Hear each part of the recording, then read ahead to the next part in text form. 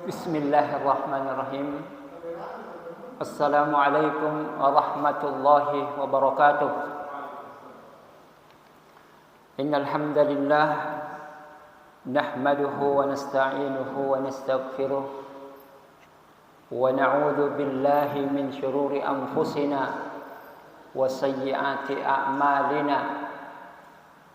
May yahdihillahu fala mudilla lahu ومن يضلل فلا هادي له وأشهد أن لا إله إلا الله وحده لا شريك له وأشهد أن محمدا عبده ورسوله اللهم صل وسلم وبارك على نبينا محمد وعلى آله وصحبه أجمعين ومن tabi'ahum bi ihsanin ila yaumiddin, amma ba'd. Para asatidzah, bapak dan ikhwah rahimanillah wa iyyakum. Kita senantiasa mengungkapkan pujian dan sanjungan atas kebesaran, keagungan dan ketinggian Allah Subhanahu wa taala. Begitupun atas segala nikmat dan karunia-Nya yang terus mengucur henti, tiada henti kepada kita semua. Malam hari ini diberikan kesempatan sekali lagi untuk memperbaiki catatan amal kita. Di saat banyak saudara-saudara kita yang sudah dipanggil oleh Allah Subhanahu wa taala, tapi kita ini alhamdulillah masih diberikan kesempatan untuk memperbaiki amal-amal kita. Dan mudah-mudahan seiring bertambahnya umur kita, bertambah juga amal soleh kita. Idealnya adalah bertambah umur, semakin bertambah amal soleh kita. Khairun nas, sebaik-baik manusia adalah yang panjang umurnya dan bagus amalnya. Dan seburuk-buruk manusia adalah yang panjang umurnya namun jelek amalnya. Maka percuma umur yang panjang ketika dia tidak digunakan dalam rangka ibadah dan ketaatan kepada Allah Subhanahu wa taala. Mudah-mudahan Allah Subhanahu wa taala mengaruniakan kepada kita istiqomah, menunjukkan kepada kita kebenaran itu sebagai sebuah kebenaran, lalu kemudian kita komitmen berpegang teguh terhadap kebenaran itu sampai Allah memanggil kita. Para asatidzah, ikhwah, bapak dan ikhwah yang dimuliakan Allah Subhanahu wa taala. Hari ini kita berada penanggalan Ahad 10 Sya'ban 1446 Hijriah. Dan dengan demikian, kalau bukan 20 hari atau 19 hari lagi, tamu yang mulia akan datang berkunjung kepada kita. Dan tentunya sebagai tuan rumah yang baik, mempersiapkan diri untuk menyambut tamu yang agung tersebut. Tamu yang bukan hanya dimuliakan oleh kaum muslimin, tapi dimuliakan oleh Allah dan Rasul-Nya. Maka mudah-mudahan Allah Subhanahu wa taala mempertemukan kita dengan tamu yang agung itu dalam keadaan sehat walafiat, dalam keadaan aman, dalam keadaan yang lebih baik, dalam keadaan iman yang terus meningkat. Inilah ciri orang yang beruntung. Ketika dari hari ke hari kita semakin lebih baik, dari pekan ke pekan kita semakin lebih baik, dari tahun ke tahun kita semakin lebih baik. Ciri dari ciri-ciri orang yang beruntung dan berlindung kepada Allah dari orang yang merugi dan celaka, sama dengan hari kemarin atau lebih buruk dari hari kemarin, waliyadzubillah. Para asatidzah, ikhwah dan akhwat rahimanillah wa yakum, kesempatan ini hanya ingin membacakan sebuah hadis dari Nabi sallallahu alaihi wasallam. Hadis yang diriwayatkan oleh Imam An-Nasa'i dari sahabat yang mulia Usama bin Zaid radhiyallahu taala anhuma, di mana Usama bin Zaid radhiyallahu taala anhuma bertanya kepada Nabi sallallahu alaihi wasallam perihal kebiasaan beliau di bulan Sya'ban. Usama bin Zaid melihat ada yang tidak biasa pada diri Nabi di bulan Sya'ban, tidak seperti bulan-bulan lainnya. Usama sebagai seorang murid dari Nabi sallallahu alaihi wasallam memperhatikan apa yang diberikan oleh Nabi sallallahu alaihi wasallam, apa yang dipraktikkan, bertanya-tanya, apa gerangan wahai Rasulullah? Lalu beliau bertanya kepada Nabi sallallahu alaihi wasallam, "Ya Rasulullah, lam araka tasumu syahran min syuhuri ma tasumu min Sya'bana." Nabi sallallahu alaihi wasallam atau Usama bin Zaid berkata kepada Nabi sallallahu alaihi wasallam, "Lam araka tasumu syahran." Wahai Rasulullah, aku tidak pernah melihatmu berpuasa sunnah dalam satu bulan, min syuhuri, dalam satu bulan di antara semua bulan, min Sya'bana, kecuali seperti engkau berpuasa di bulan Sya'ban ini. Jadi Nabi sallallahu alaihi wasallam ditanya oleh muridnya dengan penuh adab tentunya, dari seorang murid kepada gurunya, bertanya, ada kebiasaan beliau tidak seperti kebiasaan Nabi di bulan-bulan yang lain. Ada perlakuan yang istimewa terhadap bulan Sya'ban ini. Maka Rasulullah sallallahu alaihi wasallam menjawab, "Dzalika syahran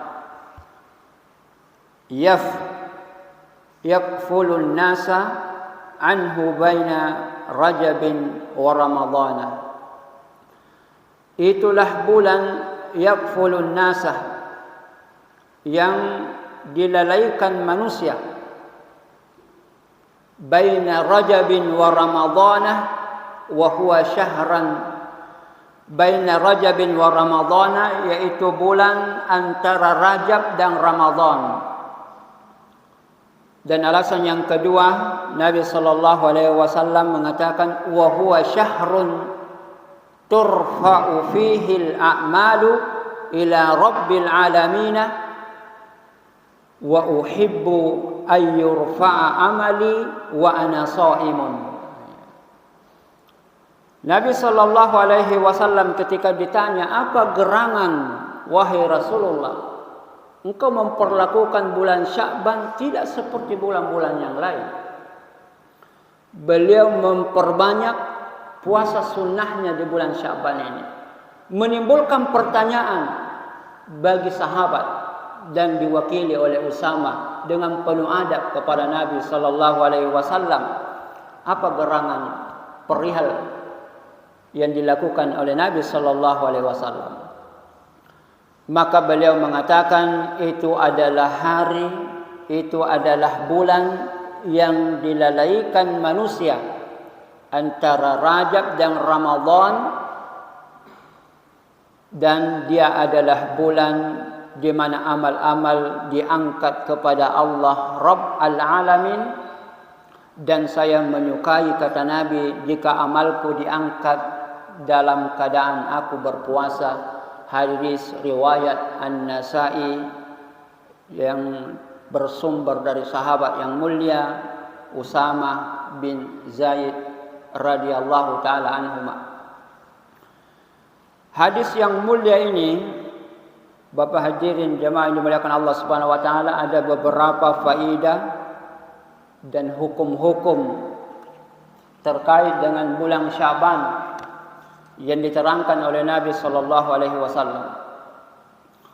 Hadis ini dihukumi dan disifati oleh beberapa ulama derajatnya sebagai hadis yang hasan.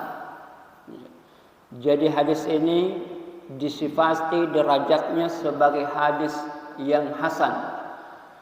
Diriwayatkan atau bersumber dari sahabat yang mulia Usama bin Zaid. Sekilas tentang Usama bin Zaid radhiyallahu anhuma sebelum kita mengkaji beberapa faedah dan hukum terkait dengan bulan Sya'ban ini. Bahwa Usama bin Zaid radhiyallahu anhuma, bapaknya bernama Zaid bin Harithah dan ibunya bernama Ummu Aiman. Ummu Aiman adalah beliaulah yang merawat Nabi ketika kecil, budak dari ibunda Nabi Aminah. Lalu ketika meninggal ibunda Nabi, maka beliau dirawat oleh Ummu Aiman ini. Dan bapaknya Usama bin Zaid, Zaid bin Harithah, yang juga adalah orang yang paling dicintai oleh Nabi sallallahu alaihi wasallam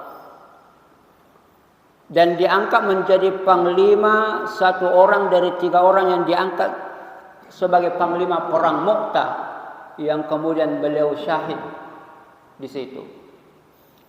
Karenanya di antara gelar beliau Usama bin Zaid ini adalah beliau diberi gelar hibbi Rasulillah, kesayangan Nabi. Tidak sembarang orang yang dicintai oleh Nabi sallallahu alaihi wasallam. Bahkan beliau diberi gelar Al-Hib wa Ibnul Hib, orang yang dicintai oleh Allah dari seorang yang sangat dicintai oleh Allah. Al-Hib wa Ibnul Hib, orang yang sangat dicintai oleh Nabi dari anak yang juga sangat dicintai oleh Nabi sallallahu alaihi wasallam. Luar biasa ini Usama bin Zaid radhiyallahu anhuma. Zaid bin Harithah, orang yang juga dicintai oleh Nabi, dan orang yang dicintai oleh Nabi setelah bapaknya Usama bin Zaid ini. Dan Nabi sallallahu alaihi wasallam dalam beberapa kesempatan memang memperlakukan beliau sangat istimewa. Kata Nabi sallallahu alaihi wasallam, barang siapa yang mencintai saya, falyuhibbu Usama. Barang siapa yang mencintai saya, maka cintailah Usama. Jadi kedudukan Nabi, kedudukan Usama di sisi Nabi, beliau adalah orang dekat Nabi dan paling dicintai oleh Nabi sallallahu alaihi wasallam. Karenanya ketika orang-orang protes, beliau diangkat sebagai pemimpin perang yang masih muda, 17 tahun, masih belasan tahun umurnya, dan diangkat sebagai pemimpin perang. Anak buahnya orang-orang hebat dan orang-orang tua dan sudah tua, banyak yang meragukan ya, kepemimpinan beliau. Lalu kemudian beliau menampilkan bahwa memang beliau adalah pilihan Nabi sallallahu alaihi wasallam. Ya. Dan peperangan yang dipimpin oleh beliau tidak ada satupun pasukan muslim yang gugur. Ya. Jadi beliau ditunjuk oleh Nabi di usia 17 tahun dan membuktikan kehebatannya. Ya. Tidak ada satupun pasukan muslim yang gugur di bawah komando beliau. Ya. Ketika mereka para protes, Nabi sallallahu alaihi wasallam mengatakan ini, barang siapa yang mencintai saya, maka cintailah Usama.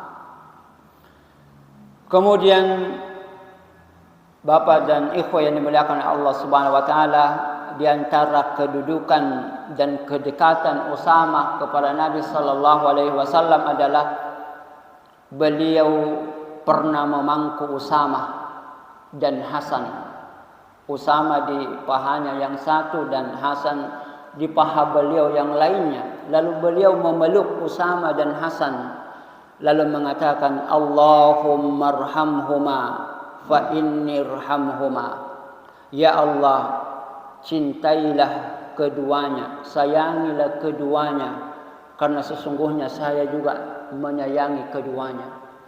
Maka subhanallah, orang ini luar biasa di sisi Nabi sallallahu alaihi wasallam, kedudukan yang sangat dekat kepada Nabi sallallahu alaihi wasallam, memberitahukan kepada kita apa perlakuan Nabi di bulan Sya'ban ini. Bapak dan ikhwan yang dimuliakan oleh Allah Subhanahu wa taala,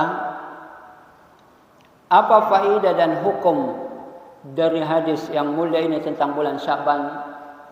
Bahwa kita sebagai seorang mukmin tentunya tugas kita beribadah kepada Allah Subhanahu wa taala setiap waktu. Dan itu diterangkan oleh Allah Subhanahu wa taala bahwa kita diciptakan ini, Allah tidak menciptakan jin dan manusia kecuali ibadah kepada Allah Subhanahu wa taala. Maka di setiap tempat, kapan dan dimanapun, tugas kita ibadah. Tidak perlu menunggu nanti dan nanti. Setiap waktu dan tempat, kapanpun itu, tugas kita ini adalah ibadah kepada Allah Subhanahu wa taala. Sampai akhirnya Allah memanggil kita, wa'bud rabbaka hatta ya'tiyakal yakin. Sembahlah Tuhanmu sampai datang kematian menjemput. Namun karena kasih sayang Allah Subhanahu wa taala, Allah menjadikan beberapa waktu momen-momen spesial dengan ibadah-ibadah spesial. Ya. Karenanya Imam Ibnu Rajab Al-Hambali dalam kitab Lataif Al-Ma'arif itu sudah jelas dari bulan-bulan 12 bulan itu beliau menjelaskan perihal yang bisa dilakukan agenda seorang muslim dalam 12 bulan itu. Di bulan Muharram apa ibadah yang dilakukan, ya, dan seterusnya. Ada buku yang merangkum tentang itu, perihal kebiasaan ibadah di setiap bulan, ibadah-ibadah khusus yang sebaiknya kita lakukan. Ya. Maka Bapak dan Ibu yang dimuliakan oleh Allah Subhanahu wa taala, dan hadis ini menceritakan apa agenda kita di bulan Sya'ban. Ya. Apa agenda di bulan Sya'ban itu? Ya. Nabi sallallahu alaihi wasallam menjadikan bulan Sya'ban ini istimewa. Ya. Dan tidak seperti bulan-bulan yang lain. Nabi melewatinya dengan cara yang berbeda dengan hari-hari yang lain. Jadi hari kita ini, hari di mana kita berada di dalamnya, adalah hari yang bukan biasa. Ya. Bukan bulan biasa yang hari-harinya harus kita lewati dengan ibadah dan ketaatan kepada Allah Subhanahu wa taala. Begitulah contoh dari Nabi sallallahu alaihi wasallam. Ya. Maka Nabi sallallahu alaihi wasallam memperbanyak puasa di bulan ini. Dan itu dipersaksikan oleh istri-istri Nabi sallallahu alaihi wasallam. Di antaranya adalah Aisyah radhiyallahu taala anha, kemudian ibundah kaum muslimin yang lain juga mempersaksikan bagaimana puasa Nabi sallallahu alaihi wasallam. Aisyah mengatakan atau Ummu Salamah mengatakan, aku tidak pernah melihat Nabi sallallahu alaihi wasallam berpuasa 2 bulan berturut-turut kecuali di bulan Sya'ban jelang Ramadan. Jadi Nabi memperbanyak puasanya setelah Ramadan. Puasa terbanyak beliau setelah Ramadan adalah bulan Sya'ban. Begitupun dipersaksikan oleh Aisyah, ibunda Aisyah radhiyallahu anha, di mana beliau menceritakan, aku tidak pernah melihat Nabi menyempurnakan puasanya kecuali di bulan Ramadan, dan aku tidak pernah beliau berpuasa lebih banyak dari Ramadan kecuali di bulan Sya'ban. Jadi sangat banyak puasanya, terbanyak setelah Ramadan yang memang puasa wajib. Lalu Nabi sallallahu alaihi wasallam menjelaskan 2 sebabnya. Sebab yang pertama, asatidzah wa ikhwah rahimanillah wa yakum, itu adalah hari di mana manusia banyak lalai.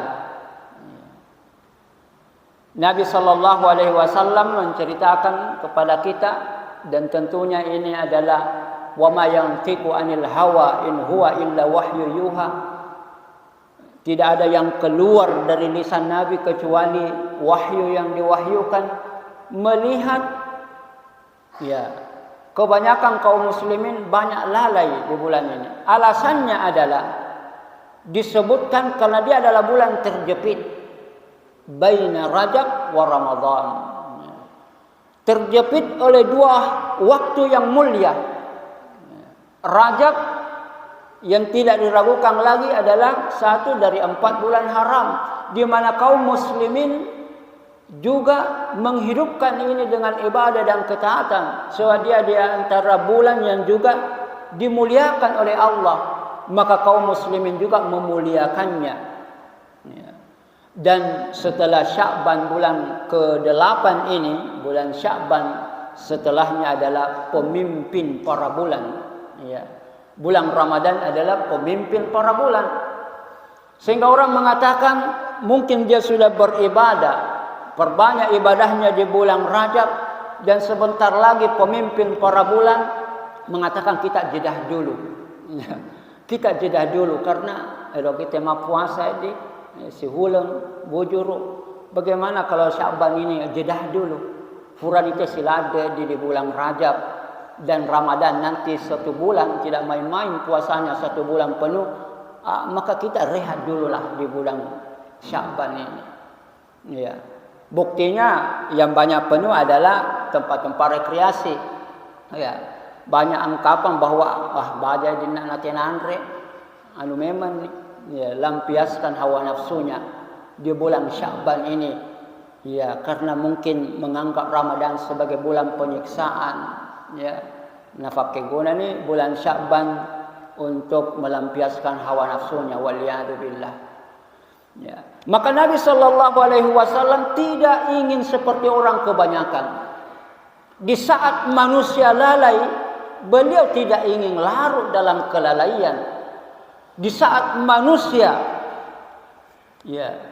lupa dari Allah Subhanahu wa taala, beliau tidak ingin menjadi orang yang lupa. Inilah jamaah yang dimuliakan oleh Allah Subhanahu wa taala. Maka tidak boleh kita menjadikan alasan ketika ditanya, kenapa antum belum tobat? Kenapa antum belum hijrah? Mafrika ya belawa di tetangga saya, di kompleks saya, orang-orang begini semua. Lalu kemudian kita ikut-ikutan. Nabi memberikan contoh, biarlah mereka rusak, kita tidak boleh ikut-ikutan rusak. Fatuba lil ghuraba, beruntunglah mereka.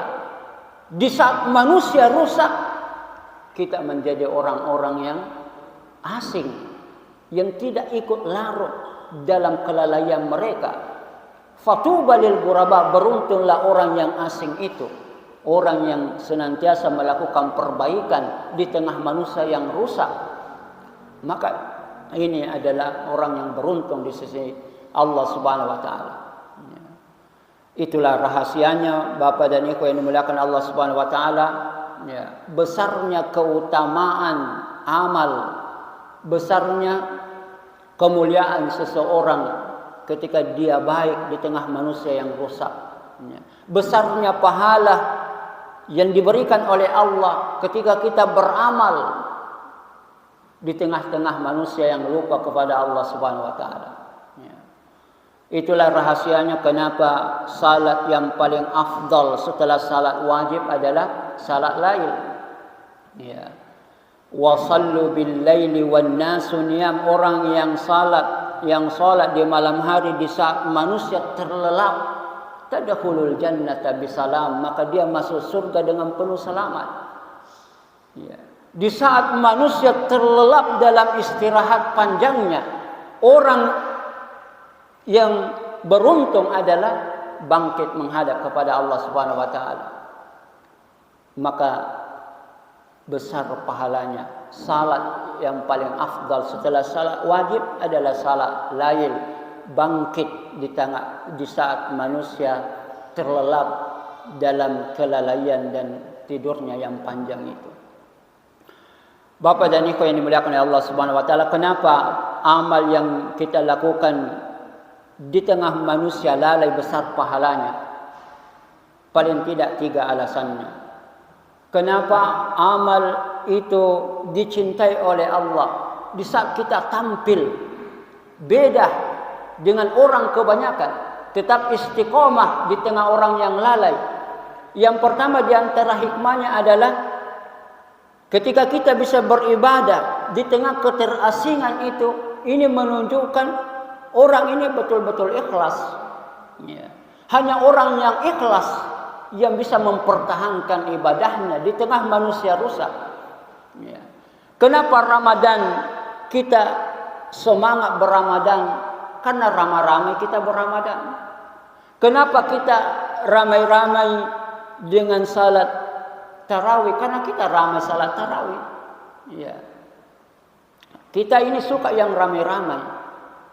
Maka di saat orang meninggalkan itu dan kemudian kita tampil, maka ini adalah indikasi dari sebuah keikhlasan, ya, bahwa orang ini betul-betul ikhlas menjaga ibadahnya meskipun mungkin tidak ada orang yang melihatnya.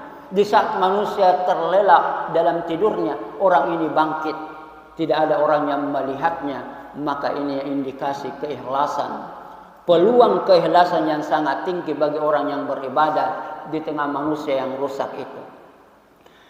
Kemudian yang kedua, karena beratnya ibadah ini. Ya. Bayangkan beribadah di tengah orang yang rusak, itu sangat berat. Dan pahala tergantung kepada kadar kesulitan yang kita alami. Sebagaimana kaidah yang sering kita dengarkan, bahwa pahala itu tergantung ala qadril masyaqqah, tergantung dari besarnya kesulitan yang kita hadapi. Maka beribadah di waktu-waktu sulit itu, ya, maka tinggi nilainya di sisi Allah Subhanahu wa taala. Kemudian alasan atau hikmah yang ketiga kenapa diangkat pahalanya, ya. Orang amalan yang dilakukan di saat manusia lalai adalah kita menjadi wakil, ya, dari orang yang taat, ya, di tengah manusia yang lalai. Dan Nabi ingin mewakili kita ini tidak ikut-ikutan lalai. Di antara sebab Allah Subhanahu wa taala tidak mengajak seseorang, suatu kaum, wa ma kana rabbuka, dan tidak mungkin Allah Subhanahu wa taala mengazab kalian sementara engkau Muhammad masih ada di antara kalian. Dan kenapa Allah Subhanahu wa taala mengazab kalian sementara masih ada di antara kalian yang senantiasa beristighfar? Ya. Jadi ada yang masih menjadi perwakilan kita. Ya. Di saat manusia lalai dari istighfar, ternyata masih ada orang tua yang senantiasa lisannya membaca istighfar. Boleh jadi orang inilah yang menyelamatkan kita dari azab Allah. Ya. Maka mereka yang melakukan amal itu menjadi mewakili kita dalam ketaatan. Ya. Di penghujung ayat apa itu An-Nisa. Ya.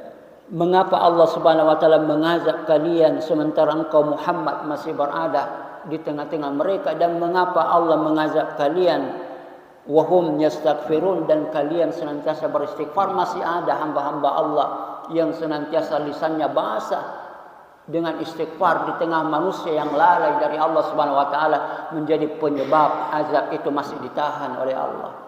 Itulah kenapa Nabi sallallahu alaihi wasallam di tengah manusia rusak tidak boleh kita ikut-ikutan dan tampil melakukan perbaikan, dan tidak boleh larut dengan kelalaian-kelalaian mereka. Ini alasan yang pertama bahwa bulan yang banyak dilalaikan oleh manusia. Kemudian yang kedua, ini adalah bulan di mana diangkatnya amal. Ya. Dan saya sangat menyukai ketika amal diangkat dan saya dalam keadaan berpuasa. Ya. Bapak dan Ibu yang dimuliakan oleh Allah Subhanahu wa taala, laporan amal kita ini lengkap oleh para malaikat. Ya. Sebab tidaklah keluar ucapan melainkan ma yalfidhu min qaulin illa ladaihi raqibun atid. Tidak ada satu ucapan yang keluar lengkap catatannya. Jadi ada rekam jejak kita. Ya. Sebagaimana ada rekam medis yang tersimpan, kita punya rekam jejak. Ya. Malaikat yang tidak pernah lalai mencatat amal perbuatan kita yang kecil dan besar. Tidak ada yang luput dari catatan malaikat. Ya. Dan tentunya Allah lebih tahu urusan hambanya. Ya. Allah lebih tahu tentang keadaan kita hambanya. Namun di antara hikmahnya, kenapa masih ada malaikat yang ditugaskan mencatat amal perbuatan kita? Padahal Allah lebih tahu, ya, lebih tahu keadaan kita. Ya. Ini memberikan pelajaran, buktinya pencatatan dan pelaporan. Ya. Jadi jangan pernah memandang enteng laporan kegiatan, sebagaimana Allah mengajarkan kepada kita, malaikat ditugaskan buat catatan dan buat laporan. Ketika sebuah tugas diberikan oleh atasan dan pimpinan, sebuah kewajiban adalah melapor kepada pimpinan bahwa sudah selesai. Ya. Ini yang terkadang luput. Ya. Diberikan tugas oleh pimpinan, tidak juga memberikan laporan bahwa adanya damai. Akhirnya tiba hari H, kala kusut kita, baru melapor, afwan Ustaz, berlindunglah di balik afwan. Ya, afwan Ustaz, tidak bisa Kak. Ya, maka ini menjadi penting hikmahnya. Ya, memberi laporan adalah sebuah kewajiban. Sampai di mana pekerjaan itu diamanahkan kepada kita. Ini sebagaimana contoh yang diajarkan kepada kita oleh Allah kepada para malaikat. Allah Maha mengetahui kita semua. Namun perhatikan, ya, bagaimana malaikat mencatat dan melaporkan amal kita ke langit. Ya. Ini menunjukkan amal kita diangkat ke langit, bahwa Allah itu di atas. Allah itu tidak di mana-mana. Ilmu dan pengawasan Allah di mana-mana, tetapi Allah itu tidak di mana-mana. Allah itu berada di arasy. Ya. Buktinya bahwa amal itu diangkat ke langit. Ya. Kuasa Allah di mana-mana, pengetahuan Allah di mana-mana, dan kemudian Allah menjadikan aras menjadi tempat Allah Subhanahu wa taala beristiwa. Ar-Rahmanu 'alal arsy istawa. Maka Bapak dan Ibu yang dimuliakan oleh Allah Subhanahu wa taala. Alasan yang kedua di mana Nabi sallallahu alaihi wasallam memperbanyak puasanya ini adalah bulan inilah amal kita diangkat. Ya. Sebagaimana diketahui ada yang namanya laporan harian. Ya. Ada yang namanya laporan pekanan. Ada yang namanya laporan tahunan. Ya. Jadi malaikat melapor setiap hari. Ya. Lapor yang bertugas di malam hari dan bertugas di siang hari, tempat ketemunya mereka di subuh dan waktu asar. Maka mereka yang bertugas di siang hari, mereka naik ke langit di waktu sore. Lalu Allah bertanya kepada mereka, apa yang dilakukan oleh hambaku? Apa yang dilakukan oleh hambaku? Maka malaikat ini, dan tentunya Allah lebih mengetahui keadaan kita, hambamu dalam keadaan saya tinggalkan dia ruku, dia sujud. Dia juga berpuasa. Subhanallah. Dilaporkan dalam keadaan dia juga berpuasa. Apa yang dilakukan oleh hambaku, maka laporan yang baik dari para malaikat. Mak puasa toi takta, masumpah toi. Dia juga zikir pagi dan petang. Karenanya itulah kenapa pagi dan petang hari ada zikir pagi dan petang, supaya ada tambahan laporan.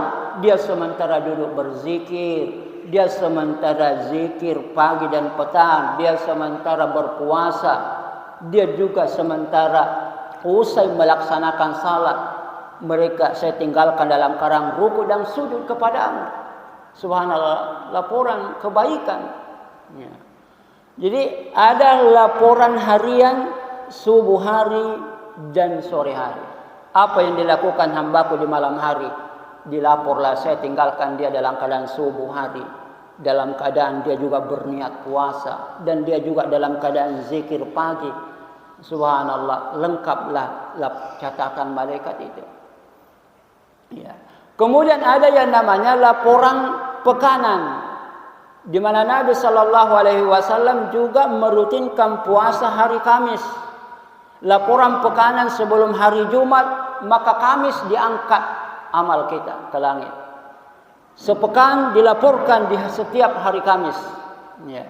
Karenanya Nabi di antara alasannya berpuasa di hari Kamis itu adalah hari diangkat amalan, dan saya sangat menyukai ketika amal saya diangkat, saya dalam keadaan puasa.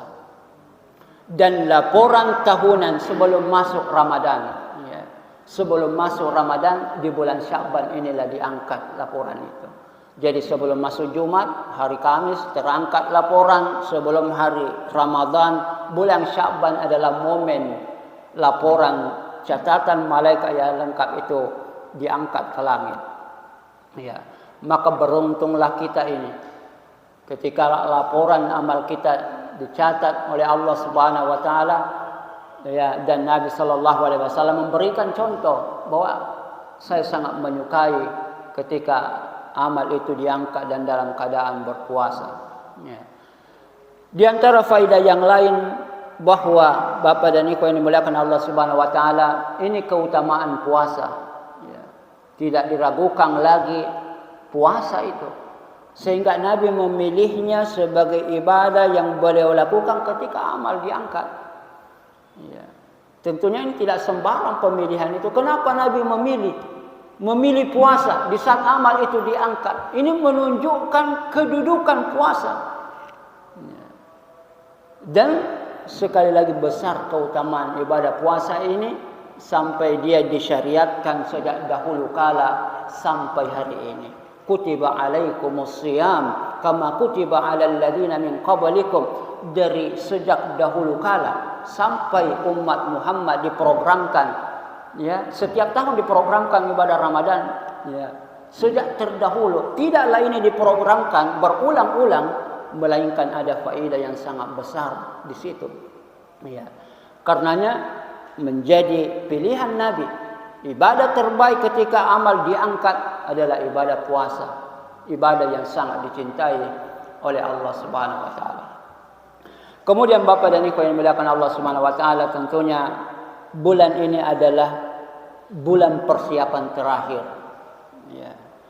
Kita mempersiapkan bertemu dengan Ramadan tentunya sejak lama. Namun puncaknya persiapan itu adalah di bulan Sya'ban.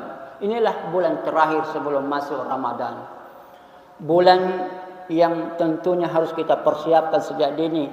Ya. Dan puncaknya di bulan ini. Kalau kita ingin menjadi pemenang Ramadan. Kalau kita ingin menjadi finalis Ramadan, kalau kita ingin meraih medali takwa, maka harus ada persiapan-persiapannya. Dan Sya'ban inilah puncak dari persiapannya. Mustahil rasanya kita menjadi pemenang Ramadan kalau tidak ada persiapan. Apalagi tidak mengenal puasa, hanya mengenal puasa di bulan Ramadan saja, dan tidak mengenal puasa-puasa sunnah. Bisa dipastikan orang yang seperti ini mengenal puasa hanya Ramadan, maka tidak maksimal ibadahnya, sama nelok mati hari pertama. Bisa kita rasakan keadaan diri kita. Apalagi ketika tubuh menjalani fungsi detoksifikasi, di saat itu kita agak-agak lemah. Maka ini memang kebiasaannya tidak pernah puasa dan hanya mengenal puasa di bulan Ramadan, dipastikan hari 1, 2, dan 3 mungkin dia dalam keadaan lemah. Maka sungguh sangat merugi ketika waktunya begitu sangat berharga, detik-detiknya begitu sangat tinggi nilainya, ya, berlalu begitu saja tanpa ibadah, dan kita dalam keadaan lemah di saat orang semua berlomba. Dan kita dalam keadaan lemah, tidak berdaya, dan begitu sangat lemah. Padahal ini adalah musim kebaikan. Waliyadzubillah.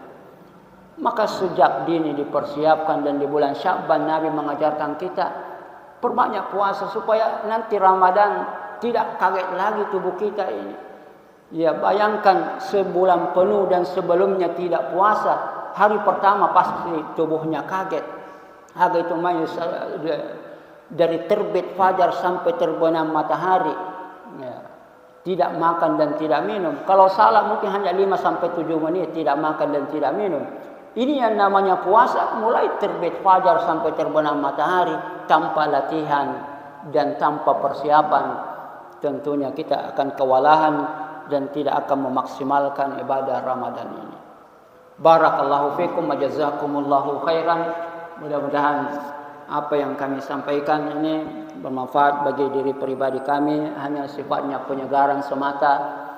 Karena ini saya kira setiap saat dan bahkan mungkin menjadi khutbah seragam, tapi tidak mengapa. Fadzakir fa inna dzikratan faul mu'minin. Saling ingat, mengingatkanlah karena itu sangat bermanfaat. Subhanakallahumma wa bihamdik asyhadu an la ilaha illa anta astaghfiruka wa atubu ilaik. Alhamdulillahi rabbil alamin. Wassalamualaikum warahmatullahi wabarakatuh.